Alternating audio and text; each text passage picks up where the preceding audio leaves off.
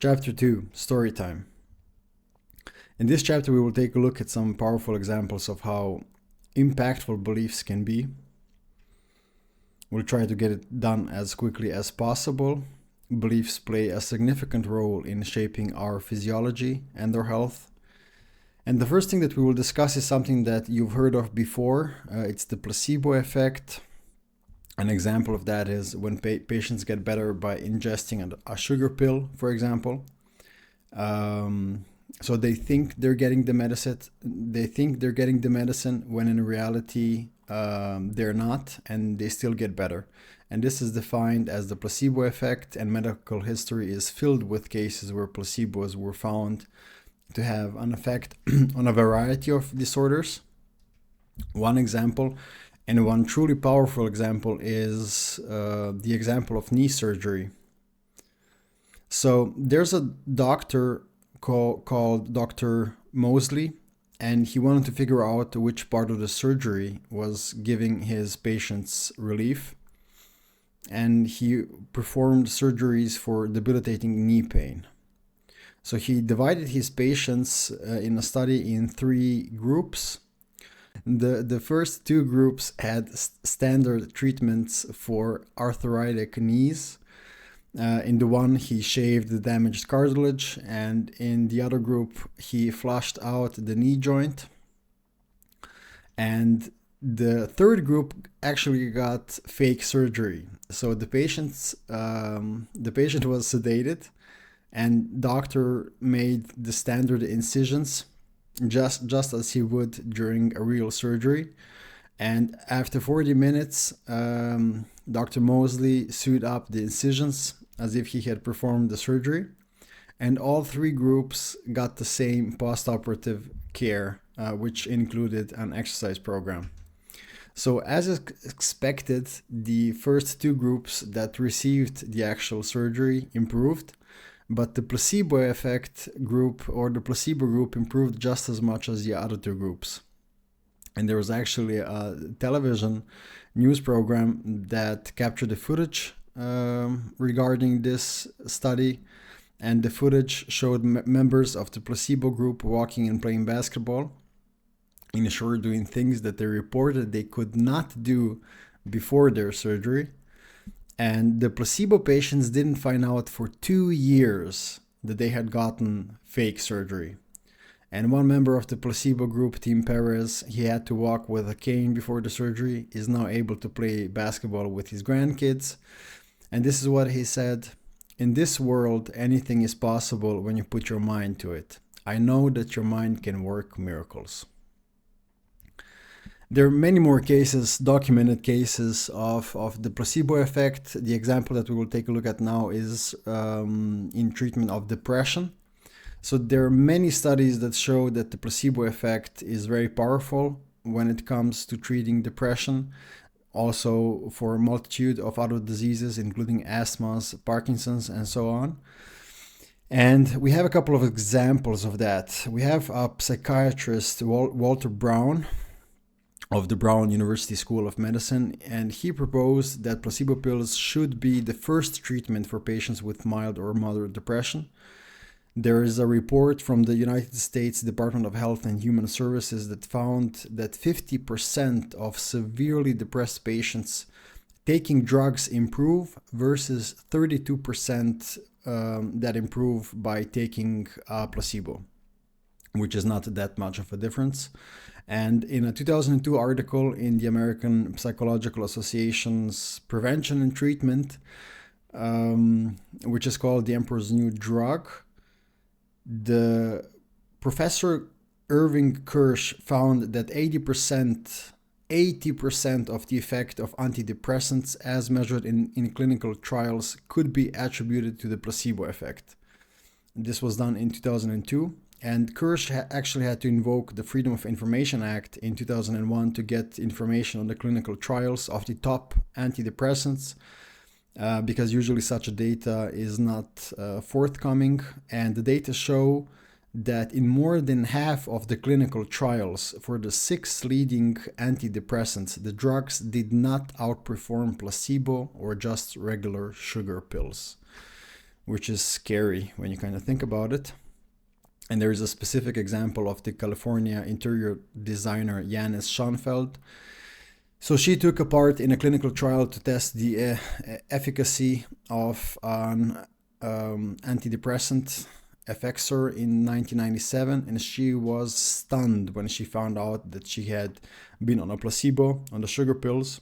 And not only did the sugar pills relieve her of depression that plagued her for 30 years, the brain scans she received throughout the study found that the activity of her prefrontal cortex was greatly enhanced. That actually means that when the mind and the beliefs change, that it absolutely affects your biology. And she even experienced nausea, a common side effect of drugs, just by believing that she was taking drugs. Just as the placebo effect exists, there's also the opposite of the placebo. It's called the nocebo effect. In short, if positive thinking can pull you out of depression and heal a damaged knee, then consider what negative thinking can do in your life. And the nocebo effect is associated with negative, life-threatening or disempowering beliefs. And in medicine, it can be as powerful as the placebo effect, which you should probably keep in mind the next time that you see your doctor and receive some bad news. And there is a really extreme example of the nocebo effect. In 1974, Dr. Meador had a patient, Sam Lond, who was a retired shoe salesman, and he suffered from the cancer of the esophagus, which was at the time considered 100% fatal. And Lond was treated for the cancer, but everyone in the medical community knew that his esophageal cancer would recur. So it was no surprise when he died a few weeks after the diagnosis. But the surprise came after his death, when an autopsy found very little cancer in his body and certainly not enough to kill him. So there were just a couple of spots in the liver and one in the lung, but there was no trace of the esophageal cancer that everyone thought had killed him. And the doctor told the Discovery Health Channel, who did the reporting on this, he died with cancer, but not from cancer. So the question is, what did Lond die of, if not esophageal cancer? And the doctor, even 3 decades after the patient's death, said, I thought he had cancer, he thought he had cancer, everyone around him thought he had cancer. Did I remove hope in some way? And this case, as well as similar cases, suggest that physicians, parents, and teachers can remove hope by programming you to believe you're powerless.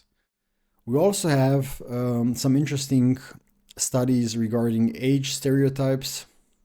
And research suggests that a positive mindset can even trump some effects of aging. And there's a number of studies, one of them from Yale University and University of California, Berkeley. The researchers decided to study whether it's possible to counteract our culture's undeniably negative view of aging, and in doing so, improve health. So in one of the 4 groups, the participants took part in 15-minute weekly sessions where they unconsciously observed positive words connecting to aging. So words like wise, creative, spry, and fit were connected to words like old and senior. And these words were flashed on a laptop screen so briefly that while the subconscious mind registered them, the participants' slower operating conscious mind couldn't perceive the words. And the follow-up testing showed that this implicit intervention significantly strengthened the perceptions of age. But even more impressive were the physical changes. 1 week and 3 weeks after the final session, the participants were given a physical task. For example, repeatedly standing up from a chair and sitting down, or just walking across a room, holding poses that challenge balance. And the group that experienced the implicit positive messages showed significant improvement in their physical functioning compared to before the experiment began. In fact, they showed greater physical improvement than a group of similar aged adults who exercised for 4 months. Study participants that participated in the explicit intervention that consisted of writing essays about positive, fit, energetic elders showed no improvement. And this is very interesting because it shows us the power of the subconscious mind, because the implicit group was exposed to subliminal messages and they reached the subconscious mind where the negative programming about getting old is present. And the fact that the implicit rather than the explicit group worked emphasizes the fact that the primary source controlling our life experiences is the subconscious mind, and that we need to focus on reprogramming the subconscious mind. And this is a very interesting study in 2007 about weight loss. So researchers told half of the cleaning staff at 7 hotels that they were burning lots of calories in their daily work, enough to satisfy the Surgeon General's recommendations for an active lifestyle. And the other half did not hear the positive news. Now, although the actual behavior did not change, 4 weeks after the intervention, the informed group perceived themselves to be getting significantly more exercise than before. And in fact, those who perceived that they were getting more exercise lost weight and lowered their blood pressure, body fat, waist to hip ratio, and body mass index. Study done in 2007. We have a cool quote by Robert Collier. Our subconscious minds have no sense of humor, play no jokes, and cannot tell the difference between reality and an imagined thought or image. And this is very suitable for the next couple of examples that we will see. We have a team of Harvard researchers that took a group of volunteers who had never before played the piano and divided the group in half. One half practiced a simple 5-finger piano exercise for 2 hours a day over a period of 5 days. And the remaining half did the same thing, but just by imagining that they were sitting at the piano and without physically moving their fingers in any way. The interesting thing is that the before and after brain scans showed that both groups created a dramatic number of new neural circuits and new neurological programming in the region of their brains that controls finger movements, even though one group did so by thought and imagination alone. And the participants that mentally rehearsed the actions had brains that looked like the experience had happened, even though they never lifted a finger. We have a similar example regarding muscle growth. In a study at the Cleveland Clinic, 10 research subjects between the ages of 20 and 35 imagined flexing one of their biceps as hard as they could in 5 training sessions a week for 12 weeks. And every other week, the researchers recorded the subjects' electrical brain activity during the sessions and measured their muscle strength. By the end of the study, the subjects had increased their biceps strength by 13.5%, even though they hadn't actually been using their muscles at all. And they maintained their gains for 3 months after the training sessions stopped. There you go. You just need a little bit of imagination and you will get the gains that you were looking for in over the course of the year. And that also explains, even I believe Arnold Schwarzenegger was talking about this while he was working out. And while he was working on his biceps, he imagined that they were like mountain peaks. So that's a pretty nifty visualization trick right there for the gains. So it's fascinating how we can change the brain as well as the body just by our thoughts and imagination, and the inner world of imagination can appear as real as reality, and your biology changes accordingly. That means that you can make your brain and body look as if the physical experience has already happened without having the actual experience. And you can see why when you wake up in the morning and when you start thinking about the people you have to see and the places you have to go to and the things you have to do in your busy schedule, which is a form of mental rehearsal, and then you also add an emotion to it like suffering or frustration because of your beliefs regarding it, and then you find yourself training your brain and your body to look like that future has already happened. Another interesting study from 1996, where Cole and his collaborators found unbalanced gene expression responses in 209 genes, many of which play roles in the inflammatory immune responses. And they saw that in groups of impoverished children and depressed patients with asthma. And the team discovered that the immune functions in poorer kids had more active inflammatory genes and simultaneously expressed more sluggishness in gene networks that control the inflammation response than well-to-do children. And the health histories of the poor kids also showed more asthma attacks and other health problems. Though poverty seemed to be interfering with the behavior of their immune systems, Cole's team suspected other factors at work.